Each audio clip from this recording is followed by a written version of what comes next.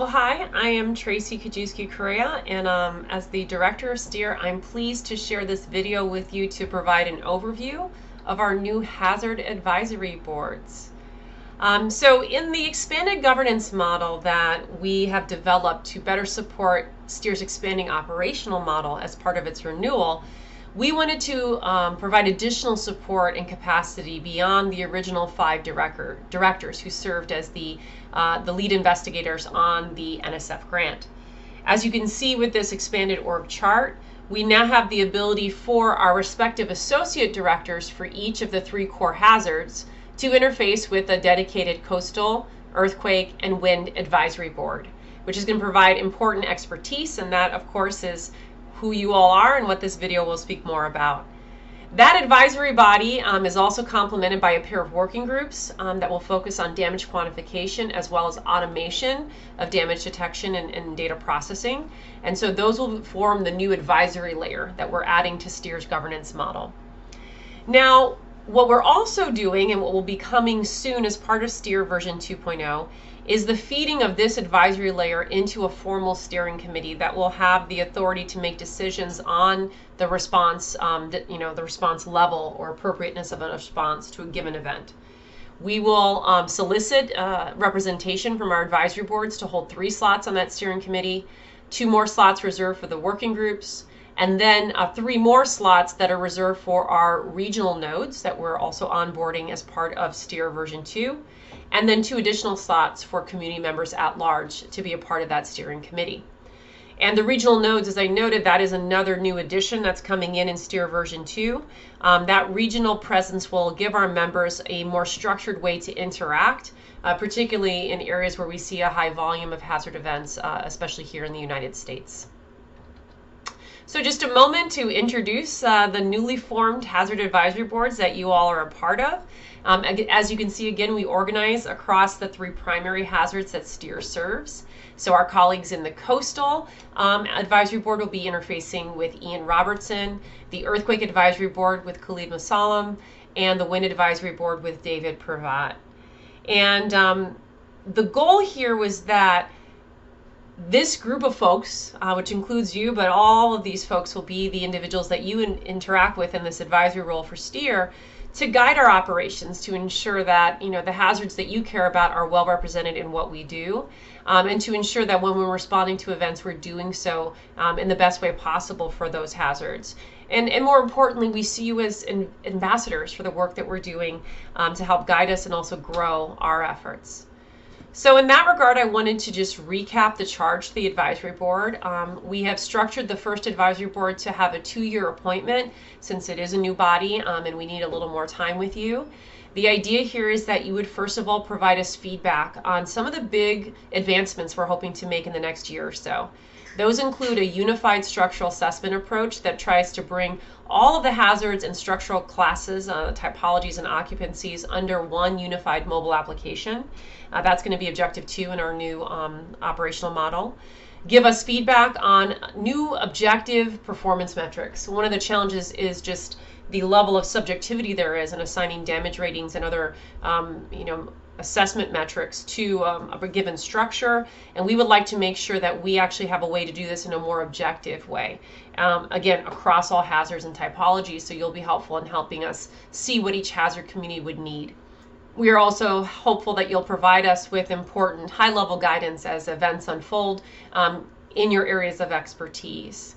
And as I mentioned in the earlier slide, we'd like one representative from each of your advisory boards to come onto our steering committee to make the more crucial decisions of how and when we respond and at what methodological approaches or mission types we should use for a given response. And as the leadership of STEER is truly a part of our leadership core, we hope you'll represent us outwardly, encourage other members and individuals in our community to participate, and hopefully grow some of the partnerships that are necessary to accomplish the work we hope to accomplish over the next few years.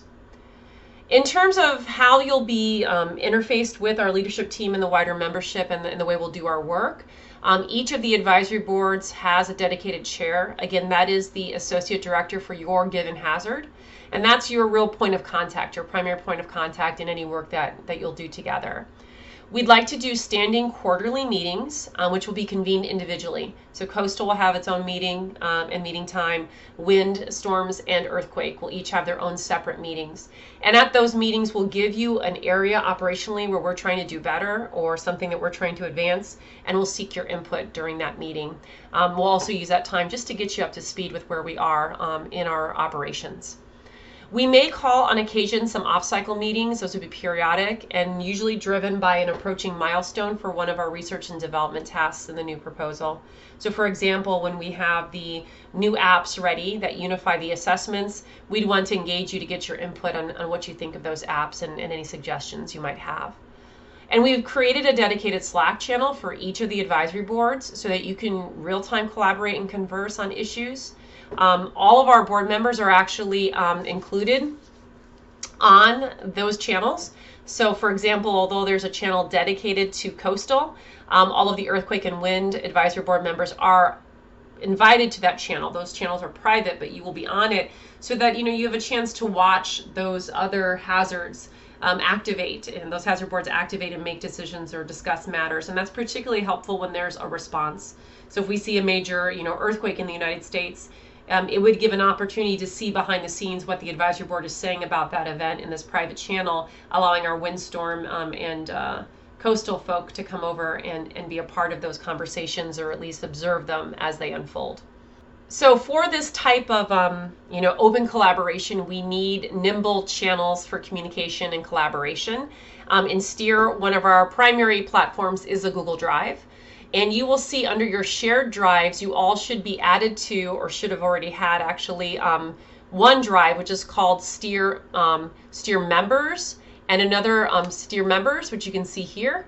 This drive has all of our communications materials like logos, slide decks, etc. All of our event responses for every event we've mobilized for, and all the resources that are used in that process. The README can help orient you. So you all have access to that, and that's something that all the StEER members have access to. That's where we do our work when there's a response. Also, when you log into Google Drive on your browser, that same shared drive area, if you click on that, you'll also see another drive called StEER Leadership. And in StEER Leadership, this is a private drive that only the StEER leadership team has access to. And you have a sub-drive that is dedicated to your advisory board, and you should see your advisory board, either coastal, earthquake, or wind, has a dedicated folder that you've all been added to for your board, and that's a place where you can maintain internal files privately that would not be accessible to StEER members. So just remember, your StEER Leadership shared drive is private. It's only in our sphere. And the StEER members drive, shared drive, is the one that all StEER members have access to. And then we do a lot of work, obviously, on Design Safe's Slack channel, which you all have been also added to. As I said, there's a dedicated channel for each board, and these are the names of your channels. And then we also have our StEER channel, which is the public channel where we post responses and information on what we're doing. You can use that and always monitor that to see what's going on. These channels become, of course, very lively when we have an event response. And the Slack channels are just a really powerful tool in our hazards community. You can access the Slack channel in multiple ways. You can log into slack.com through your web browser. You can install Slack as a mobile app on your phone, which I also have, or as a desktop app. That's actually the screenshot you're seeing here. And then that desktop application is also running in the background, and you'll get notifications when people post things. And this is all managed under the Design Safe license. So I have Slacks with a number of organizations, but everything we do with StEER is running through the Design Safe license. And so you should have created that Slack channel, or at least create that Slack membership when you join Design Safe. It's a two-part process. So if for some reason that second part didn't take place, we will work with Design Safe to get you connected so that you can have access, especially again when responses are unfolding.